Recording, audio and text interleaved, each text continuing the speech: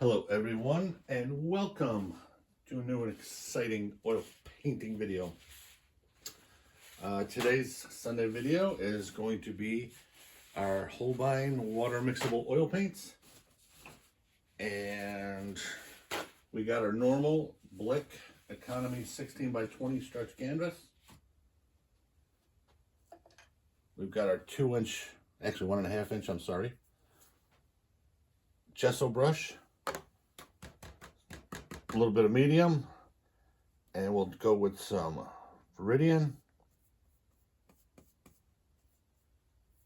and some Cad Red hue.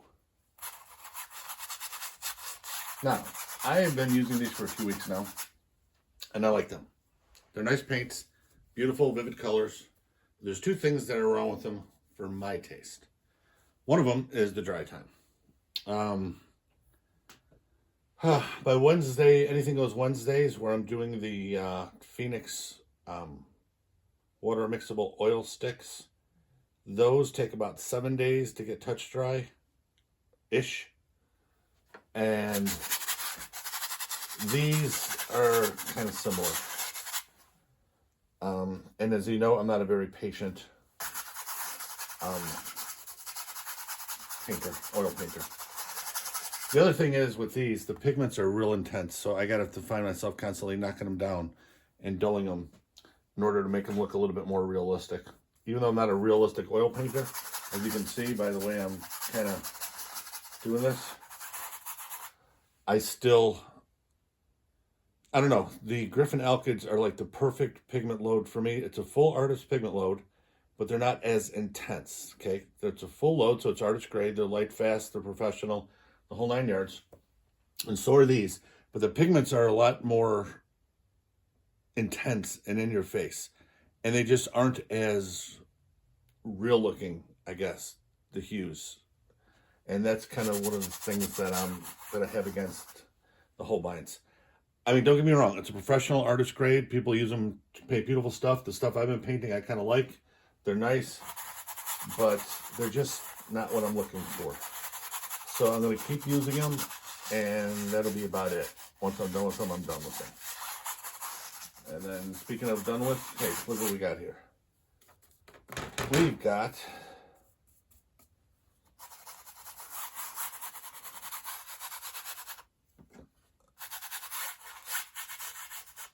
our landscape. Water's going to be similar to what we usually do. This nice little jettison out. I might make the land a little less, I'm not sure. I don't even care at this point in time. Looks like we're going to do some deciduous trees again. We did that last week. My mom told me she wanted me to do more of those leafy trees. It's okay, Mom, 2 in a row for you. You know I love you. So let's go. I prefer doing the pine trees. There's just something about them I like more, but these are kind of fun. And especially when you do them the way I do them here, you kind of just go all over the place. Let's get some sky in there. Yeah, I've been painting long enough where I know what I like in a paint. I know what I like in a brush. I know what I like in a canvas, wood, panel, whatever the case may be. And I know it works for the way I paint, okay? So like I said, this Holbein is a top flight paint, okay? So don't get me wrong. It's a beautiful paint. It just doesn't serve my purpose. As much as I do enjoy working with it, I need to be able to get in and out of a painting and have it dry in a reasonable amount of time. Part of it is too, because as you know, I do my shows. First one 2 weeks from today, by the way. And yes, it's an indoor school show.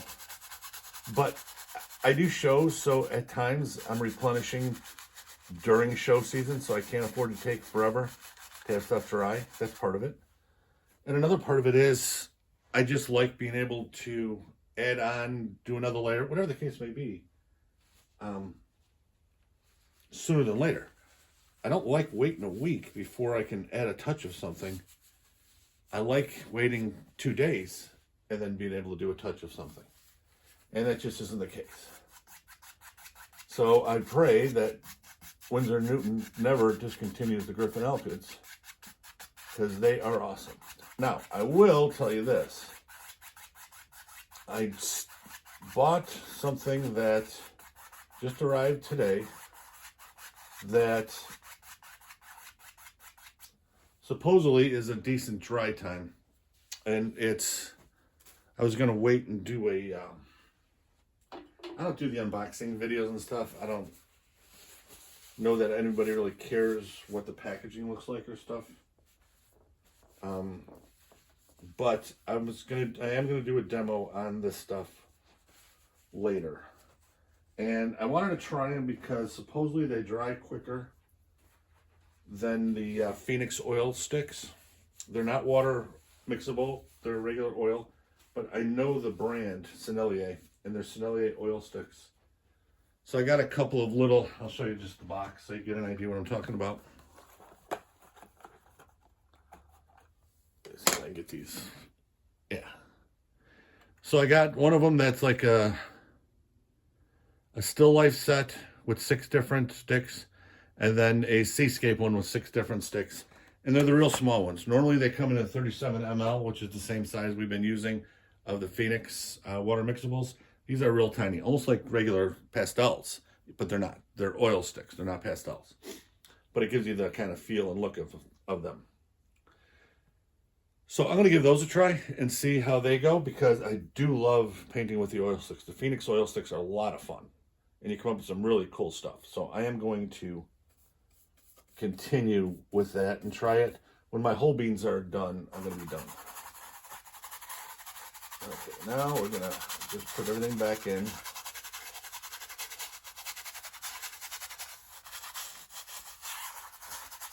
There we go. And basically what I'm doing now is getting rid of the white of the canvas.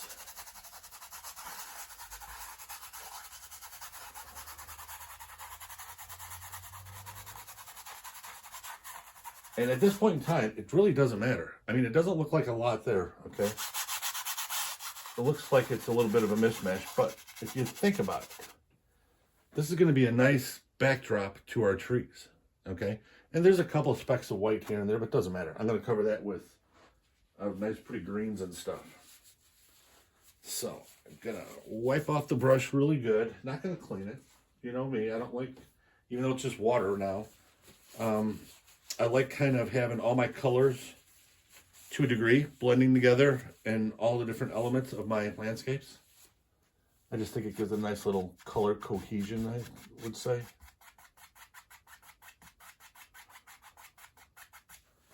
And I think I'm going to put some clouds in there.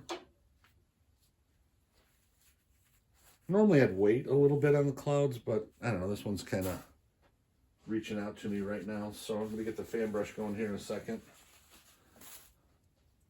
Let's see here. Here we go.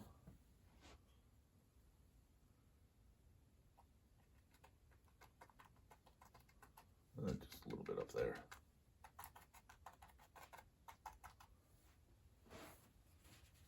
Got those a little thicker than I wanted. I'll wipe off the brush. There we go.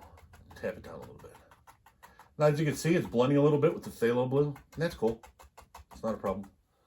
Especially since I'm going to be putting a little bit of Payne's Gray in there too right now.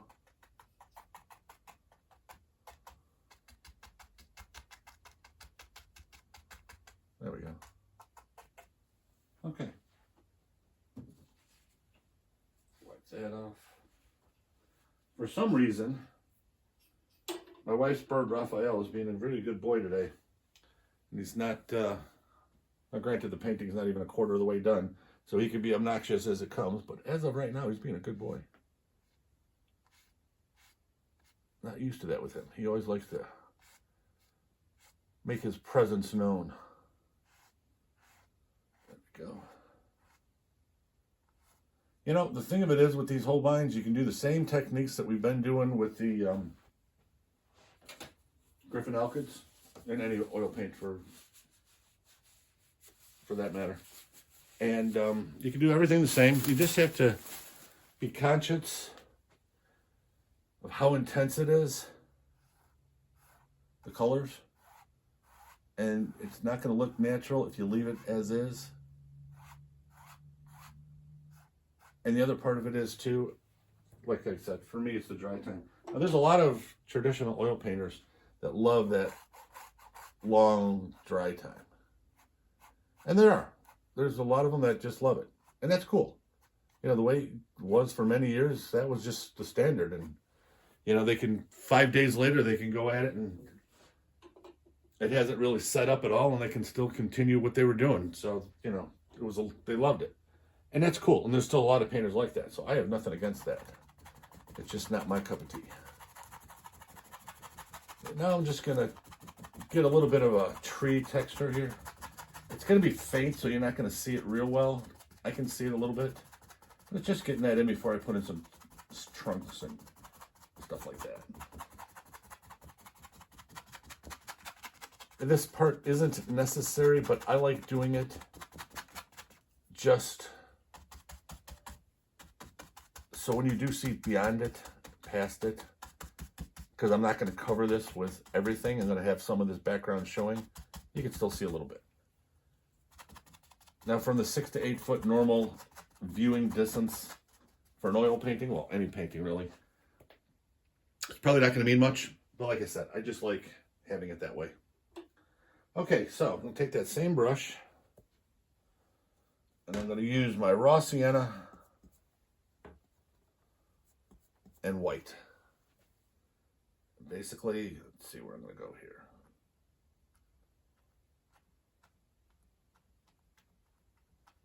There we go. Now, I've got a lot of paint on here, but not way thick. So I don't want to hit it so hard, so many times where it's going to blend with it.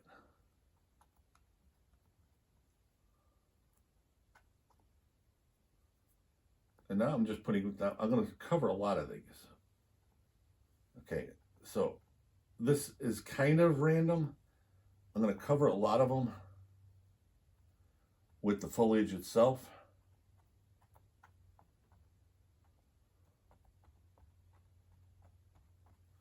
This is just so where there's no foliage, because I'm not going to cover it completely.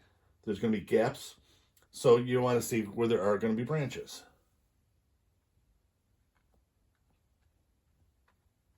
And the other thing is, too, if you notice, I haven't made any of these straight.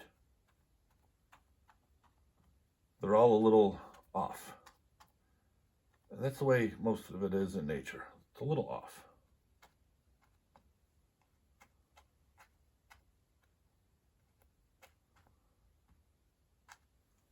And then this.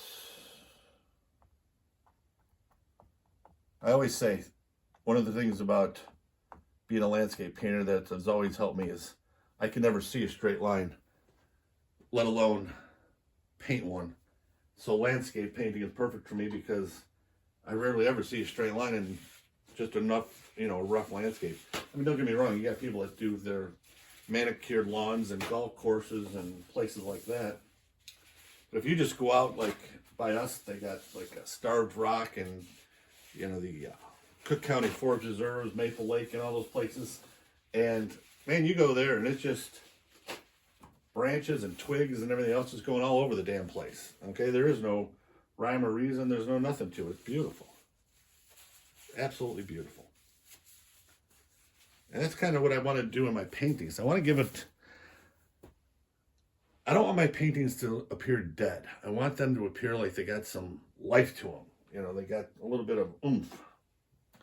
So,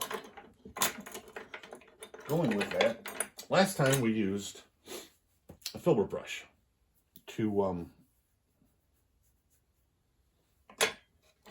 put in the foliage. And we just kind of, we're going to do the same thing, but we're going to use like a spatula palette knife.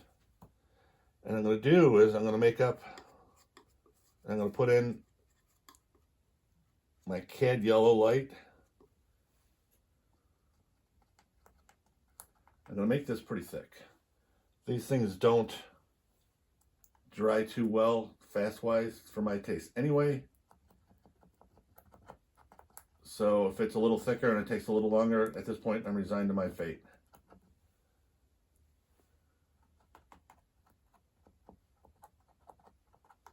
And I'm not using the full thing. I'm using probably, if you can see it, the top half. The bottom half I'm not really using much.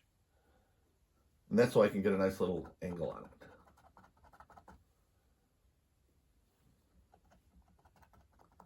Now I am going to cover this with a little bit of Payne's Gray and a little bit of Viridian, so it's not going to just stay this yellow. This is just the beginning.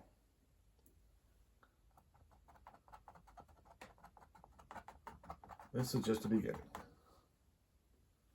There's always multiple steps in whatever you paint.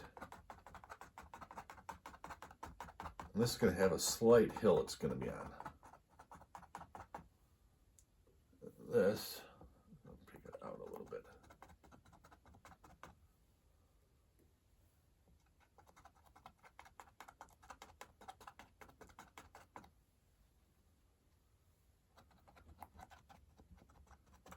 And nice and thick.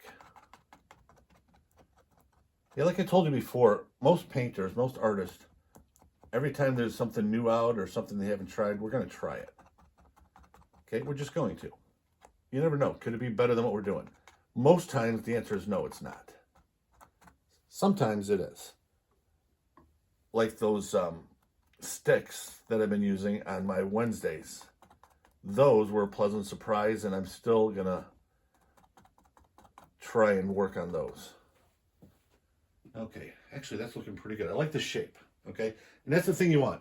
There's nothing that's really repetitive. A little bit here, but it's still thicker, lighter, and very light. So you want to kind of keep the shapes and everything else random. You want to keep everything random. Okay, so I'm going to wipe it off. Now I'm going to go into a little bit of some Viridian, but not a lot, just a little. Okay, because this is going to be green. And then we're going to do a little bit of Payne's Gray. Remember, Payne's Gray and yellow going to give you like a nice olive. And I'm just touching. I'm letting the paint and the blade determine what it's taken off. Do you see now how we're getting all these different values? We're getting yellows and we're getting the dark from the Payne's Gray. We're getting a little brighter greens here. We're getting a little bit of everything here. And that's what you want. You don't want everything the same.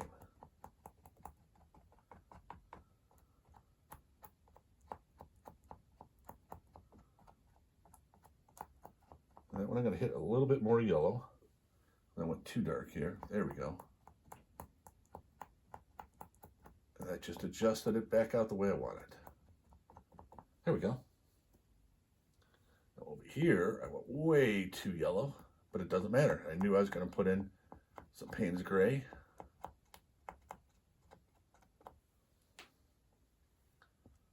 That's one of the things too. I don't use a lot of different colors. And one of the reasons why, yes, it's going to give the painting a nice color cohesiveness, but it's also going to be easier for you to understand your colors. And then just understanding exactly what your colors are capable of, what they do when they mix, what they do when they're real thick, what they do when they're not as thick, the whole 9 yards. So you just want to get a few different colors. Like I said, I've got 6. And then that way you get to know them real well. And as you get to know them, yeah, I'm liking that. It's looking good. As you get to really be familiar with your colors, I mean, look, this is all I got. Okay, 1, 2, 3, 4, 5, 6 plus white. Okay, never count white. So everything is a mixture of something. And you don't want to have just a straight whatever unless you're going to mix it on the palette or you're going to mix it with the wet paint that's on your canvas like we've been doing. So like this, I'm going to add a little bit more yellow to it.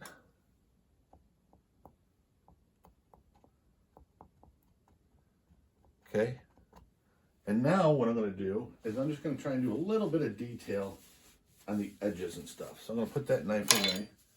And then I have just a little, this is just a little dagger brush. I'm just on the edges.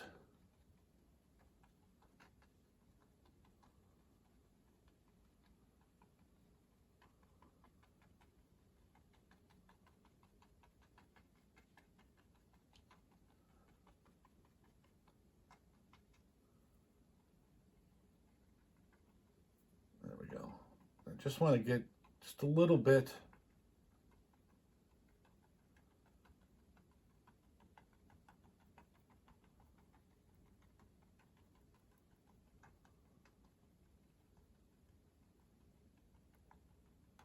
There we go.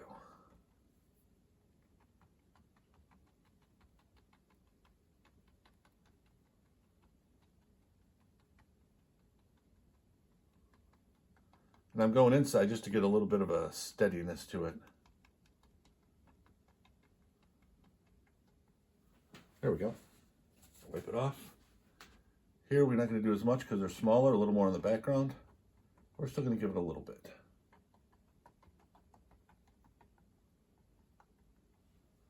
And over here.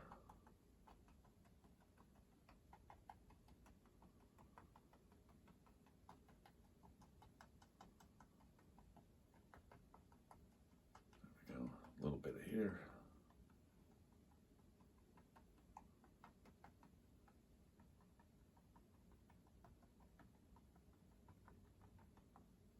This is blending some of the stuff that's a little too yellow, a little too Payne's gray, or a little too Viridian. It's blending them in with the rest, mixing them.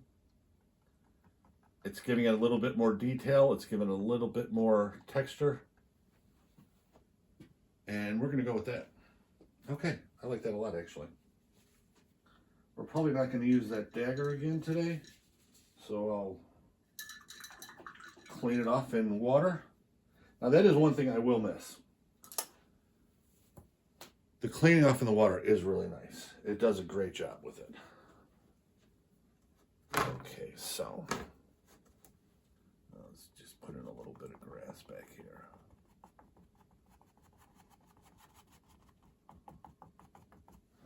I'm definitely going to need more yellow.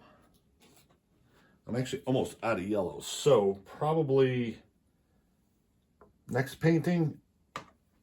So next Sunday, possibly the one after, it won't be just water mixable. I'll be putting in my Griffin Alkyd as I run out of paint for the Holbeins. So the first one that's going to go with the Holbein is the yellow. So next week's painting or the following will be the Griffin Alkyd. And then as the next color goes, it'll be, and then that's how I keep from wasting paint. I just do it that way. So this one and probably one more will be the last only water mixable.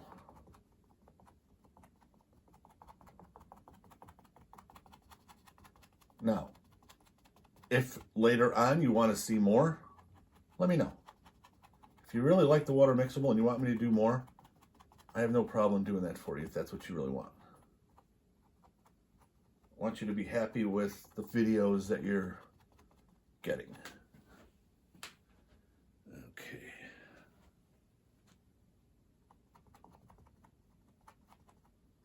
This one a little bit darker.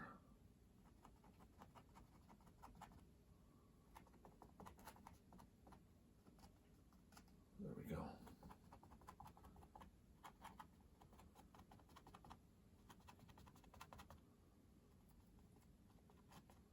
Basically, I'm just making sure this goes all the way around, all the way over. And I'm going to put little different colored bushes and shrubs in there too. Okay. I can deal with that. That's actually got a nice start. And it's got a lot of room where I can put different colored shrubs and bushes and different things like that. So that's cool. Okay, so we're moving along real nice here. If you excuse me. Gotta get something to drink here for a second.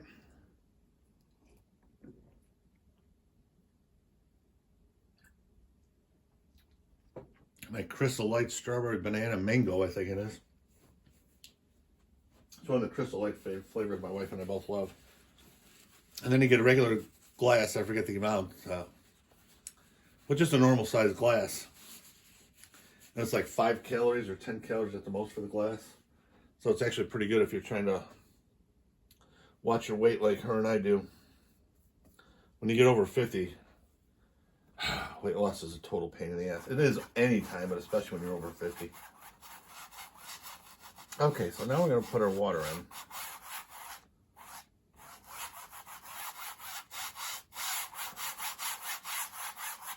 Let me get this. Let's get this a little bit less thick there.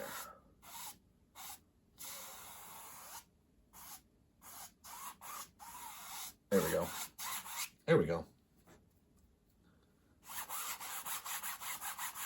Now, as you know, I'm going to go right into this Viridian and Cad Red mixture because I want all these colors to blend harmoniously together in our beautiful world. How about that? I knew I'd have one of those moments today. Okay. Actually, I'm all happy as hell. It's supposed to be 34 degrees out today. It's already like 28 in the Midwest. It's sunny. Tomorrow's supposed to be like 42. We're supposed to see 50 next week. I'm like, hey, yay, yay. February's almost over. Freezing my ass off might be almost over. My wife's thrilled because she hates being cold. Now we know why old people move to Florida, because as we're getting older, we're thinking the same damn thing when we retire. You know, you can't beat them, join them. I don't know. I think I'd rather have 95 than 5. Well, for sure, I'd rather have 95 than 5. I hate getting too cold. I've been in this part of the country my whole life. And the older I get, the more I can tolerate the heat, more than I can tolerate the cold. So, yeah, I'm thinking when I'm time for me to retire, my wife retire, I'm thinking, yeah. Now, the thing of it is, too, that'll give me a whole nother type of scenery to paint. I mean, not that it matters, because I live in the Midwest and I paint stuff that's from out west in the mountains, so it's not like it really matters, but okay. There we go. I'm gonna, before I put in the white of the water, I'm gonna go ahead with the land here. And one of the things I want you to notice, or I hope you notice, is I have not used any painting medium since my initial lay-in of my sketch. And I normally don't. Once in a while, yes, but mostly no. And the reason for that is most of the artist grade paints I use, and that includes my Griffin Alkids that I'm going back to, most of those paints are such great quality that kind of once you get it started, it kind of goes the rest of the way itself. You don't really need to use medium unless you're looking for a specific type of look or a feel to it or something else, and which is it's up to the individual. But for the way I paint, once I get that initial block in done, I use thicker paint anyways, and you can see how well it spreads for me. You know, this is not that different from, you know, the way my Griffin Alkid spread either. Okay, so I'm going to wipe off the brush, and then I'm just going to blend everything together. Want all my green and my blue and my blue and my green and everything else.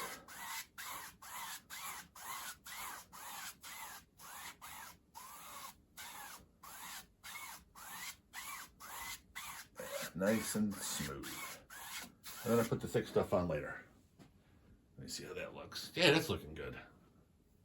That's looking good. Yeah, there's going to be a lot of wildflowers in here. I can tell that already. A few little shrubs and bushes and stuff like that, but a lot of wildflowers too. So that'll look out good. Okay, so, well, I think I'm going to put the white in now. Now I got a lot of white. Now this is what I want to show you. just to give you an idea of what I'm talking about. I hate to be redundant. There's a lot of raw cyan in that white. And that's what I'm going to use. I'm just going to take it from the back to get it a little whiter. But it's got to have raw cyan in it. Why? Because that's part of my painting. I got the raw cyan in a lot of areas.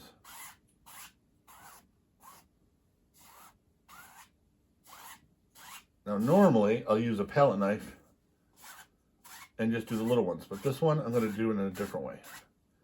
This one I'm going to let all this breakup be the water shimmering the movement.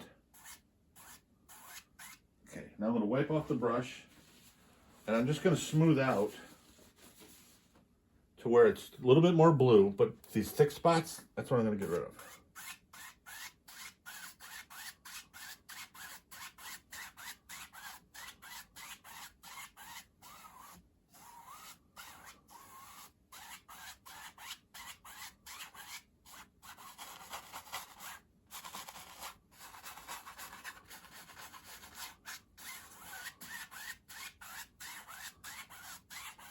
There we go. I'm going to take a little bit more of my phthalo blue. There we go. Dull that down a little bit.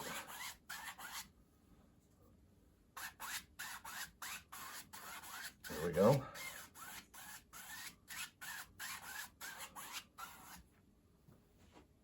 Okay.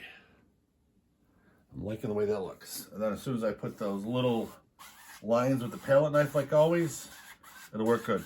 But the way I had it before, it was too dark. You know, that would have been a nice little river or pond if it was midnight, but it's not. So I need this light in here to go with it. And now I'm going to put the palette knife water lines on, and that'll finish it off.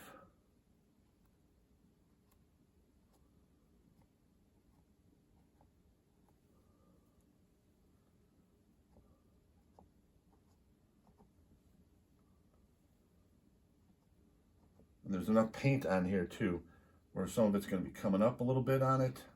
Some of it's going to be blending together. It's just going to have, once I hit it with the fan brush and get that movement in it, it's going to look really good.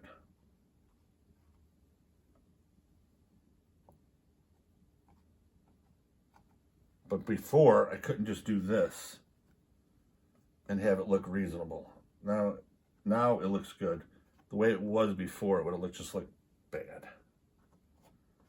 And I don't know about you, but I don't like the idea of creating bad art. Okay. And, unfortunately, we've all done it, especially when we first start out. But, truth be told, even if you've been doing it for a very long time, every once in a while you're still going to have a clunker of a painting. And on a regular basis, you're going to have a painting that's not going to look like you envisioned it. It doesn't mean it's a failure, just to get that right painting. I think, God, I don't remember. I saw a quote. I want to say it was Michelangelo or Raphael. It was one of the masters. Could have even been Da Vinci, but I don't remember. But one of them, I believe it was, that had a quote where if you can get 20% of your paintings the way you want it, to look the way you had it in your mind, consider yourself a success. So these are the masters that, you know, can paint circles around everybody. And they're talking 20% of the time you're successful. Give you an idea about painting. Now, that's not meant to discourage you, just meant to actually give you a little bit more understanding and cut yourself some slack. No matter how hard you try, most of the time it's not going to look exactly the way you envision in your head. But every once in a while, the stars all align and you get that painting. And I've had a few yes, and I've had quite a few no's. And I tell you what, you learn from both. And look at this. These are just the lines that I'm talking about. I'm just going over them. Just spreading them out. That's it. Anything that's too thick,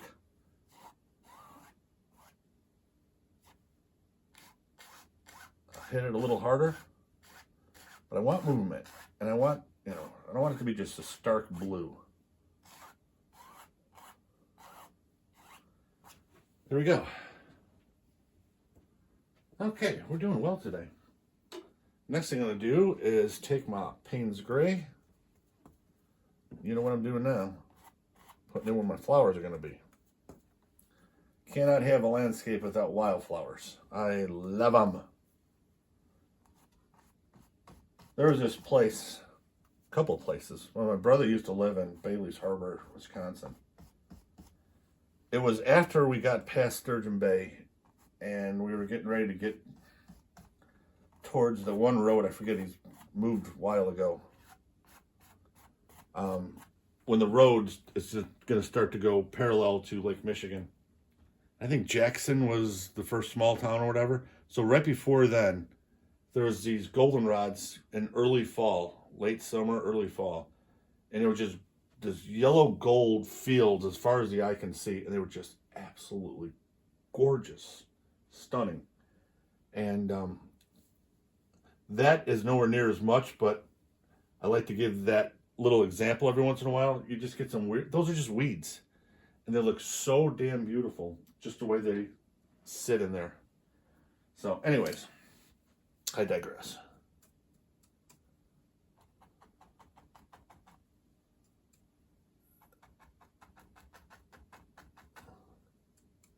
Now I got my Cad Red.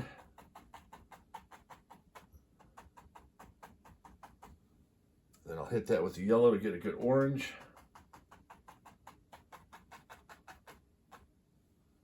But that's not the only place I want it.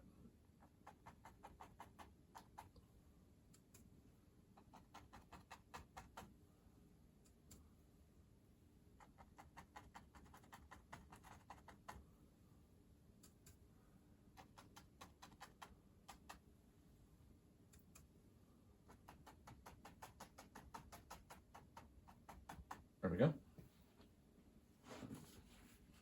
Wherever you put it, make sure you put it somewhere else. We want that color cohesion.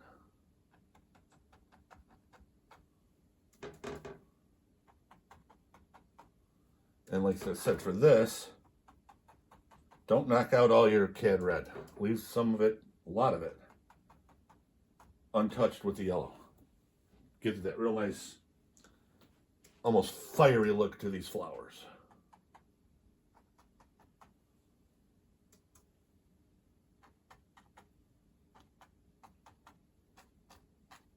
There we go. I need some more in the middle. There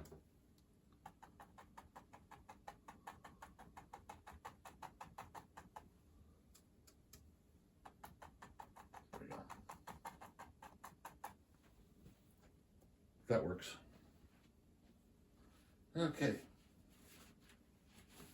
We're almost done here, ladies and gentlemen.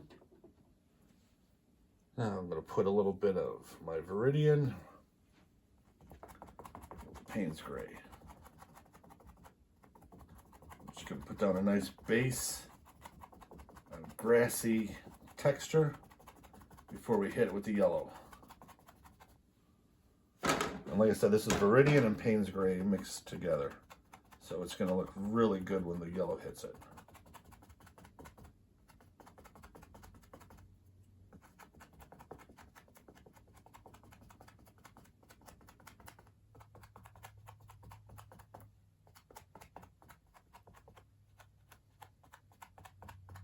There we go. This is a yellow orange.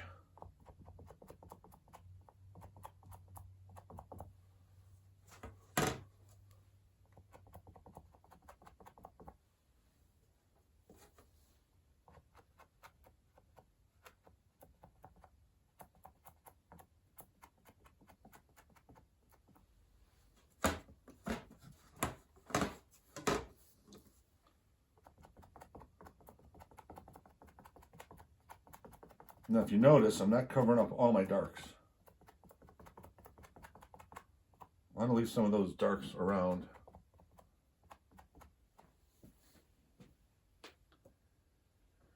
There we go. Okay, I do believe we're coming real close. I got a couple little things I want to do here.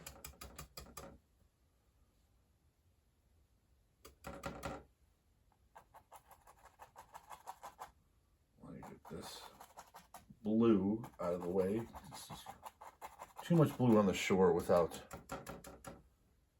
any purpose to it.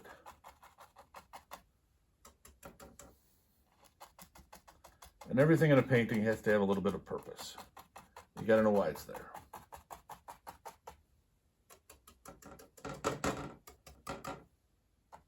There we go. Oh yeah, that looks much better. That straight phthalo blue by itself was starting to annoy me.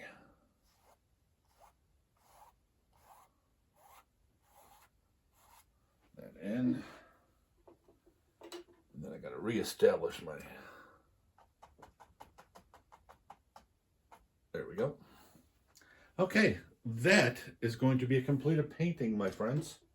I hope everybody enjoyed it, and I hope you're having a great weekend. I hope everybody's looking forward to the 40 and a couple of days of 50s next week, depending on where you're at. So until next time, everybody be safe, and I will see you on Anything Goes Wednesday with another water mixable oil stick video. Until then, have a great day.